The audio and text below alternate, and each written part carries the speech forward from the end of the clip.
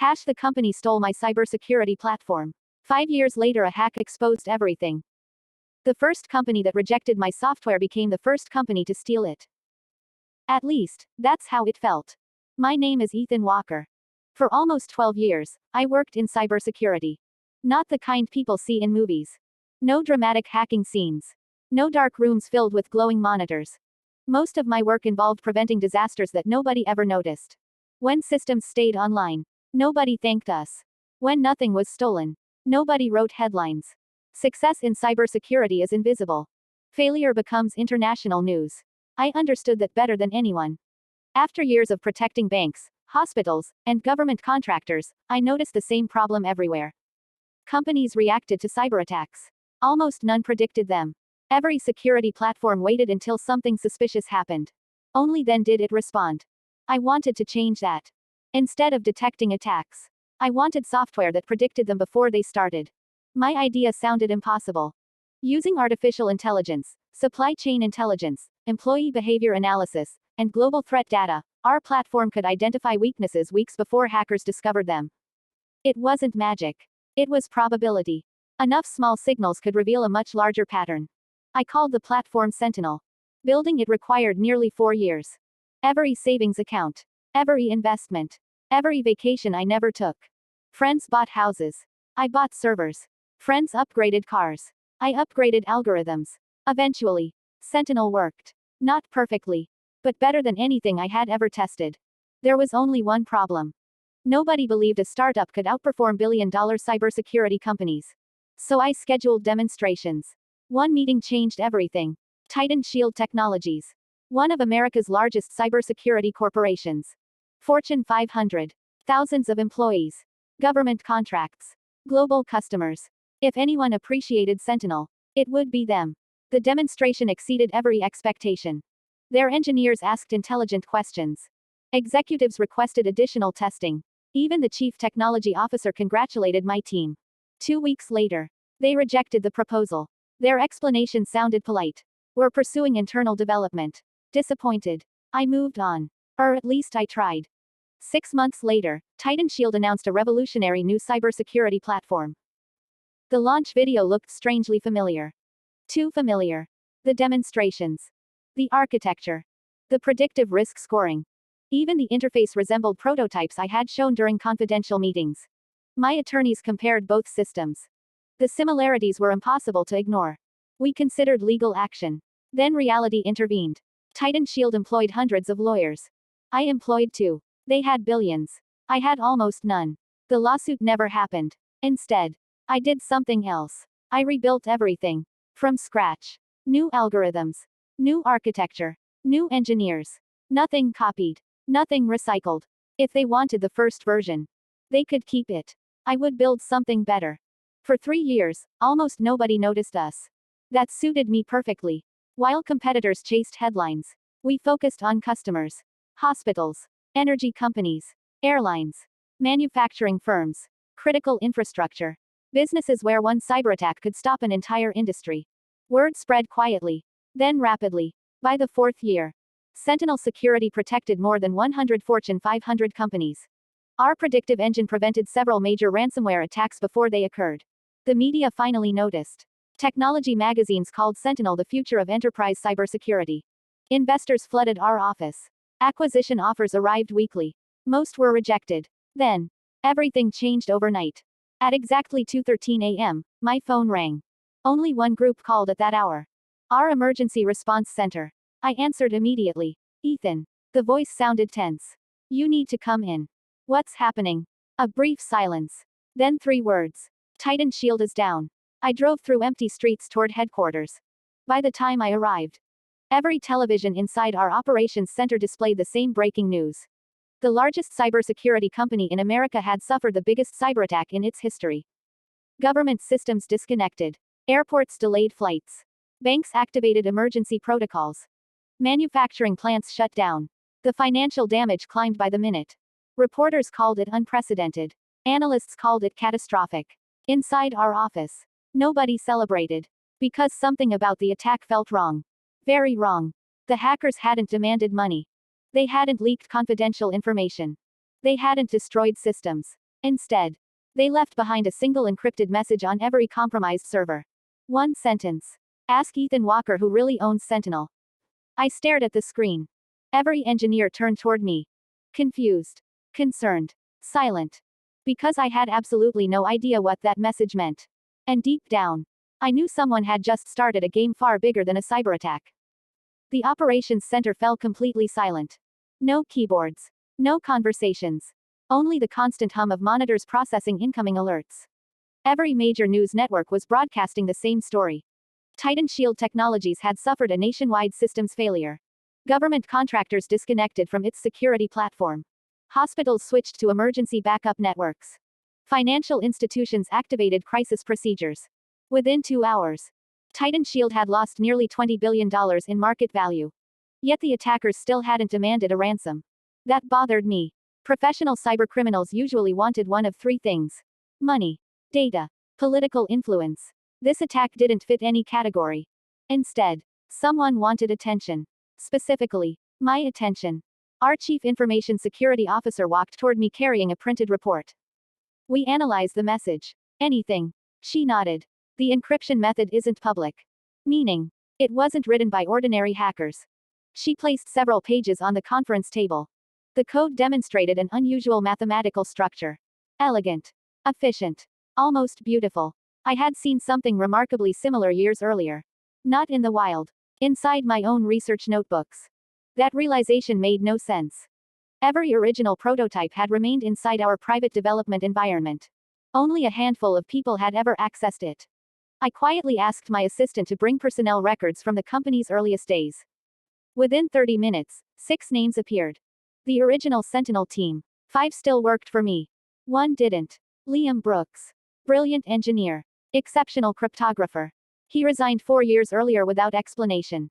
According to Human Resources, he accepted a consulting position overseas. We never heard from him again. I requested everything we still had. Employment records. Exit interviews. Archived emails. Expense reports. Nothing unusual. Until our AI searched communication metadata. During Liam's final 6 months, he exchanged hundreds of encrypted messages with an unknown contact. Not company email. Private servers. The timing caught my attention. Those conversations began only weeks after Titan Shield rejected our software. Coincidence? Possibly. But coincidences had become increasingly rare. By afternoon, federal investigators arrived. Unlike previous cybersecurity incidents, this one involved critical infrastructure.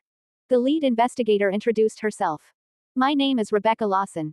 She didn't waste time. We've reviewed the message. So have we. She looked directly at me. Do you know why they mentioned your company? I wish I did. Rebecca believed me. I could tell. Still, she needed answers. Then she asked a question I wasn't expecting. Has anyone ever tried to buy Sentinel before today? I almost laughed. Every week. No, she clarified. I mean before you became successful. That stopped me. There had been one offer. Years ago. Not from Titan Shield. From a private investment company called Black River Strategic Partners. The proposal arrived before Sentinel generated any revenue. They offered far more money than the company was worth. At the time, I assumed they simply believed in the technology. I declined. They disappeared. Rebecca wrote the name down immediately. Black River. You know them. She exchanged a glance with another investigator. They've appeared in several ongoing cases. What kind of cases? She paused. Corporate espionage. The room became noticeably quieter. According to Rebecca, Black River rarely operated publicly. Instead, they quietly funded smaller technology firms. Sometimes they succeeded. Sometimes they disappeared. Several years later, the same technologies often resurfaced inside much larger corporations. Always legally difficult to prove. Never easy to trace. I leaned back. So you're saying, they may have tried buying Sentinel before Titan Shield copied parts of it? Rebecca answered carefully. We're saying the timing deserves investigation. Before anyone could continue, another emergency alert appeared. Titan Shield's CEO had requested a private meeting. With me. Not with regulators. Not with investors. Me. 24 hours earlier. The idea would have seemed ridiculous. Now, it felt inevitable. The meeting took place inside a federal cybersecurity coordination center. Neutral ground. The CEO, Michael Grant, looked nothing like the confident executive I remembered from television interviews. He hadn't slept. His tie was missing. Dark circles surrounded his eyes. The attack had shaken him. After everyone sat down, Michael slid a small encrypted storage device across the table. We found this inside our primary data center. I looked at it. What is it? We don't know. Our systems detected it after the attack. Rebecca interrupted. You haven't opened it. Michael shook his head. We were afraid to. The device was transferred to an isolated forensic laboratory. No internet. No external connections. Maximum security. Several experts monitored every step. When the storage device finally decrypted, no malicious software appeared. No ransomware. No stolen customer files. Only a single video. The recording lasted less than 2 minutes. A man stood inside a dark room. His face remained hidden. His voice had been digitally altered. He looked directly into the camera. If you're watching this, you're asking the wrong question. The room remained silent. You believe this attack was meant to destroy Titan Shield. It wasn't. A brief pause. It was meant to reveal who built it. Everyone exchanged confused looks. The speaker continued. Sentinel, Titan Shield, Black River. They were never separate stories. My pulse quickened. What does that mean? I whispered. The recording continued. 5 years ago, someone stole more than software. They stole the future of predictive cybersecurity. Another pause. And the person responsible is sitting in this room. The video ended instantly. Nobody moved. Nobody spoke. Every investigator slowly turned toward the people around the table. The attacker hadn't identified a suspect. He had done something far more dangerous. He had made every person in the room question everyone else. Trust disappeared in a matter of seconds. Rebecca quietly closed the laptop. Then she looked directly at me. Ethan, I don't think this story begins with hackers. She paused. I think it begins with one of your original partners. At that moment, I realized the cyberattack was only the surface. Somewhere inside Sentinel's earliest days, a secret had remained buried for years. And someone had just decided it was finally time to uncover it. Nobody left the room. Federal investigators secured every device, every notebook, every storage drive. For the next 4 hours, we reconstructed the earliest days of Sentinel. Whiteboards filled with names, dates, funding rounds, prototype versions. Every decision we could remember. Rebecca Lawson stood quietly at the front of the room. She wasn't looking for a hacker. She was looking for a pattern. Patterns never lie. Around midnight, one of her analysts highlighted an unusual timeline. Sentinel version 1. Sentinel version 2. Sentinel version 3. Then, nothing. There was a 6-week gap with almost no development records. I frowned. That's impossible. We worked every day. Rebecca nodded. I believe you. So where are the records? Nobody knew. Our cloud backups contained nothing from that period. Local archives were incomplete. Even printed engineering notes were missing. It was as if 6 weeks had simply vanished. Then I remembered something. The fire. Everyone looked at me. 3 years after founding Sentinel, a small electrical fire damaged our first office. Insurance covered the equipment. We replaced the servers. At the time, we assumed the missing files were destroyed. Rebecca immediately asked. Was the cause ever confirmed?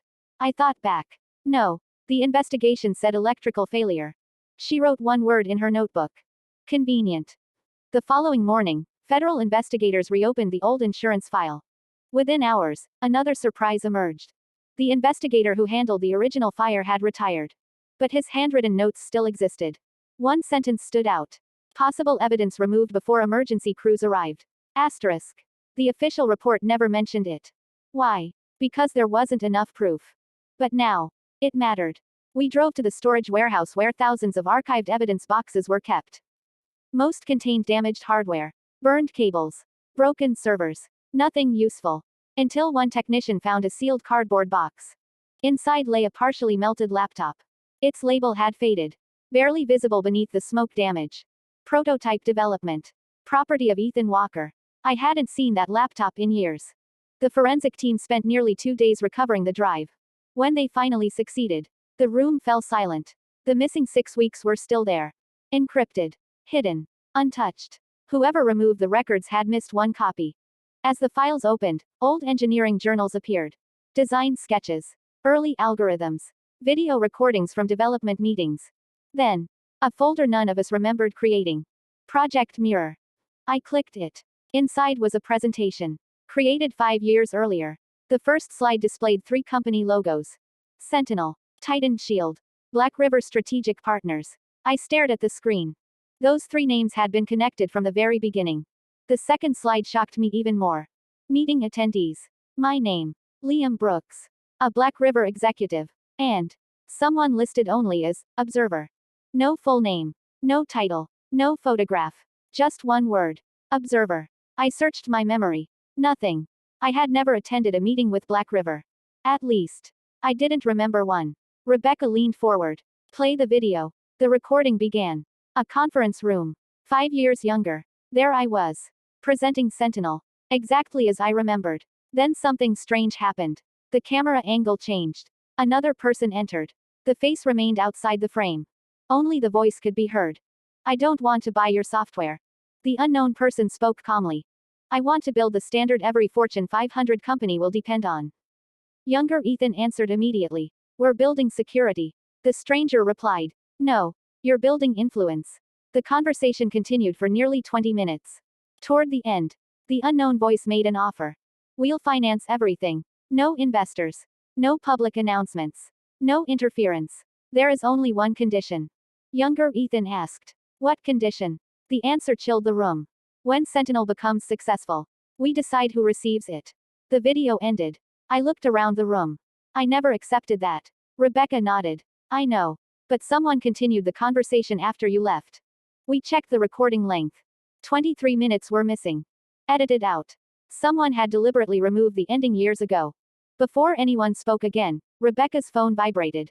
She answered. Her expression changed instantly. What happened? Silence. Then she slowly lowered the phone. TitanShield's CEO has disappeared. The room froze. What do you mean disappeared? He left federal protection 30 minutes ago. His vehicle was found abandoned. No driver. No security detail. No sign of him. Nobody moved. Nobody even spoke. The investigation had just become something entirely different. Hours later, another encrypted message appeared. Not on TitanShield's systems. Not on ours. It arrived directly inside the federal evidence database. Only one sentence. Stop looking for Michael Grant. Start looking for the observer. Rebecca looked at me. Then at the recovered Project Mirror files. For the first time since this investigation began. Neither of us believed the biggest secret was stolen software. Or corporate espionage. Or even the attack itself. Someone hidden behind every major decision for years. Had never intended to be seen. Until now. The search for Michael Grant expanded nationwide. Federal agencies reviewed airport surveillance. Highway cameras. Border crossings. Private airfields. Nothing. It was as if the CEO of one of America's largest cybersecurity companies had simply vanished. News outlets speculated endlessly. Kidnapping. Witness protection. Corporate conspiracy. No theory explained the facts. Inside our headquarters, Rebecca Lawson created a separate investigation. One team searched for Michael. The other searched for the observer. I joined the second group. Some people disappear because they are running. Others disappear because they have been hiding all along. The observer belonged to the second category. We returned to Project Mirror. Every file. Every timestamp. Every deleted revision. Our AI analyzed thousands of documents looking for anything connected to that single title. After 16 hours, it found something unusual. The word, observer, never appeared in emails. It never appeared in contracts. Instead, it appeared inside software comments. Tiny notes buried deep in the source code. Comments ordinary programmers would ignore. Most simply read. Approved. Reviewed. Verified. Each carried the same initials. OV. Nobody on my original engineering team had those initials. Rebecca frowned. What if OV isn't a person? What else could it be? She looked toward the screen. An internal project. The AI searched again. This time, it ignored names. Instead, it searched for technical architecture. A hidden subsystem appeared. Built into Sentinel's earliest prototypes. I stared at the diagrams. I didn't design that. Neither had Liam. Neither had anyone currently employed by Sentinel. Yet someone had written nearly 30,000 lines of highly sophisticated code. Code capable of monitoring software development without changing visible behavior. The module remained dormant. Invisible. Waiting. Waiting for what? Nobody knew. Until one engineer noticed something. The activation condition. Everyone leaned closer. The hidden system only activated when Sentinel was deployed inside more than 100 enterprise customers. Exactly the point where our company had reached the previous year. That wasn't coincidence. Someone expected Sentinel to succeed from the beginning. Not hoped. Expected. Rebecca quietly whispered. This was never startup software. It was infrastructure. Before anyone could continue, another alert interrupted us. One of our largest clients had reported unusual network traffic. Not an attack. A handshake. Thousands of Sentinel installations across the country had simultaneously attempted to contact a server that no longer existed. The address had been inactive for years. At least officially. The destination domain belonged to a company dissolved almost a decade earlier. Orion Verification Systems. None of us recognized the name. Corporate records described Orion as a software testing contractor. 3 employees. Almost no revenue. It looked insignificant. Until investigators examined its shareholders. 1 investor. Black River Strategic Partners. Rebecca slowly folded her arms. So Black River created Orion. One analyst shook his head. It gets worse. He projected another ownership chart. Orion shared office space with several other businesses. Each appeared tiny. Each reported minimal activity. Together, they employed fewer than 50 people. Yet those companies collectively owned patents referenced by dozens of Fortune 500 technology firms. Not products. Foundations. Encryption methods. Authentication systems. Data verification protocols. Pieces almost every cybersecurity company relied upon. Including Titan Shield. Including Sentinel. I felt the room tighten around me. For years, I believed we had built our platform independently. Now it appeared someone had quietly shaped the technological foundation beneath the entire industry. Without anyone noticing. Late that evening, Rebecca received authorization to search Orion's abandoned headquarters. The building stood outside Washington, D.C. Small. Ordinary. Forgotten. Dust covered everything. Old desks remained exactly where employees had left them. Computer monitors still sat on workstations. Most hard drives had been removed years earlier. Except one. Hidden beneath a raised floor. The forensic team connected it inside an isolated laboratory. One folder appeared. No password. No encryption. Only a single document. Observer protocol. Rebecca opened it carefully. The first sentence changed the entire investigation. The purpose of the observer is not to protect companies. Asterisk. We continued reading. Its purpose is to identify which companies will become essential before the market recognizes their value. Asterisk. Nobody spoke. The document described a long-term strategy. Monitor emerging technologies. Quietly influence promising startups. Acquire critical patents. Guide industry standards. Not through ownership. Through timing. The observer wasn't stealing innovation. It was predicting it. Then positioning itself before everyone else. The final page listed future sectors. Artificial intelligence. Quantum computing. Satellite communications. Biotechnology. Energy infrastructure. Every major technological transformation of the next 20 years. At the bottom of the page appeared one final handwritten note.